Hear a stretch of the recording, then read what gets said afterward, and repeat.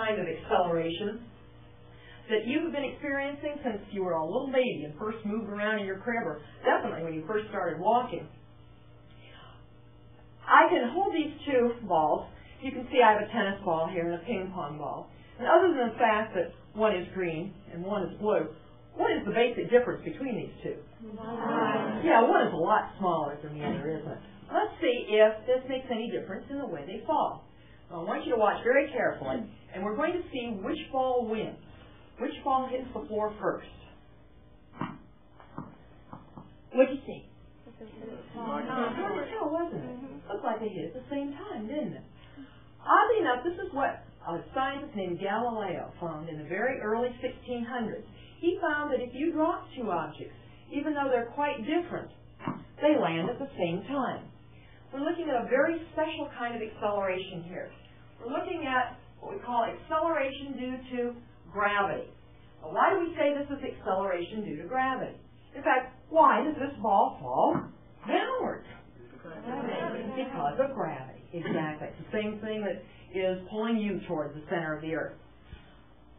What some people said, though, is you didn't take heavy enough objects. What if you take a real light object, like this sheet of paper, and drop it with a heavy object? I bet then they don't fall at the same time. Well, Galileo said they would. So let's try that and see what we can find out. I have a sheet of paper here that has a mass of probably about 2 grams. And this is a 100-gram mass. So this is 50 times more massive, 50 times heavier, if you will, than the paper. Let's see if it falls 50 times faster. Now watch very carefully. We want to see what wins here. Whoa! Was Galileo wrong? No. No? Well, I sure saw the way he hit first. What's happening with the paper?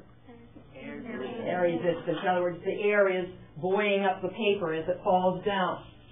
How can I change that? I could drop them in a vacuum machine. Yes, an excellent suggestion. Now, we all need to breathe here for a while, so we can't be in a vacuum right now. But what we can do is make them a similar shape. I'm going to wad up the paper and see if shape made any difference in that air resistance. Now, does the paper weigh any more than it did before? No, they both still, this is still 50 times lighter than this, isn't it? Now let's drop them, and what do you see?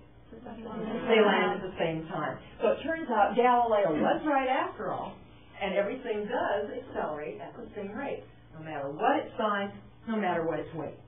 Shape does make a difference as long as you're in air, because of this air resistance that you so well pointed out.